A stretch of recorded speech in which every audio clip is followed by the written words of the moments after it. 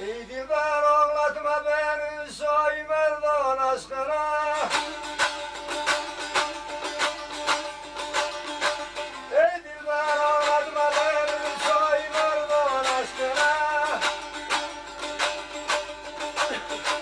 Du cihanın mehmanısı Şiir Yazdan aşkına.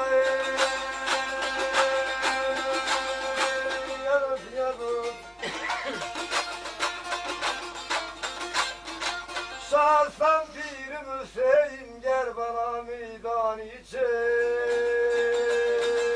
Ey pir ey pir,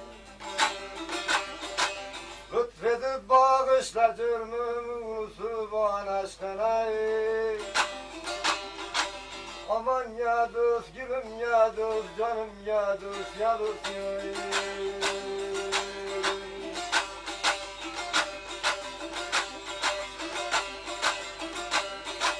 Musa-i Kazım Rızadır Ehl-i Beyt'in servarım. Canımın aşkı nuşedanlar müpteladır akseri. Şah-i Şehir-i Khurasan İmam Rıza'dan emberi. Müptelayım merhamet kıl kalbi viran aşkına.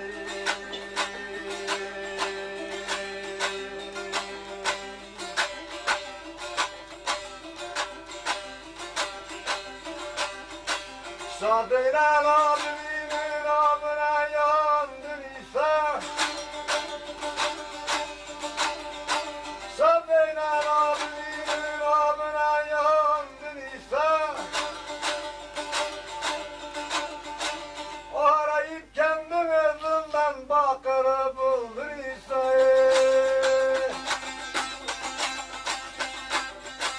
Ceddin evladım Muhammed Cafer'i gönürdün İsa. Yazız yazız rahme geli konlu zalimin Ali İmran aşkına. Rahme geli konlu zalimin Ali İmran aşkına.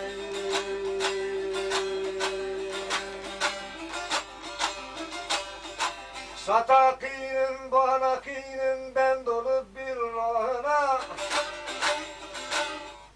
Sadıkana ve selamet ehl-i beyt elvahına.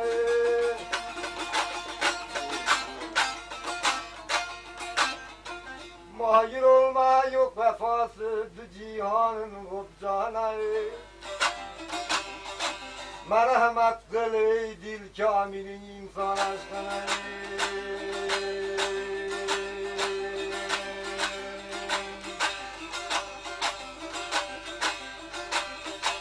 Ey virani çıkma yoldan doğru raha gel beri. Merhamet şefkat senindir ya sanır askeri. Avliyalar serferazi imamımız Kızıldeli. Sen ganisin bir muradın netide